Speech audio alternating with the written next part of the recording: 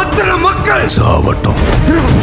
அதை மதம் பார்த்து ஓட்டு போடுற மக்கள் எங்களுக்கு ஓட்டு போடுவாங்க.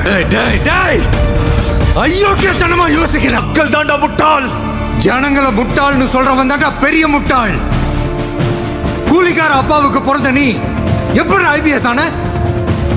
நல்லது செஞ்சாதான் ஓட்டு வாங்க முடியுன்ற கட்டாயம் தான் படிப்பு இல்லாதவனுக்கு படிப்பும் வீடும் சுய மரியாதையும் வாங்கி கொடுத்துச்சு. கொஞ்சம் பேர் தப்பா ஓட்டு போடலாம், அதை நாம தாண்டா இறங்கி மாத்தணும்.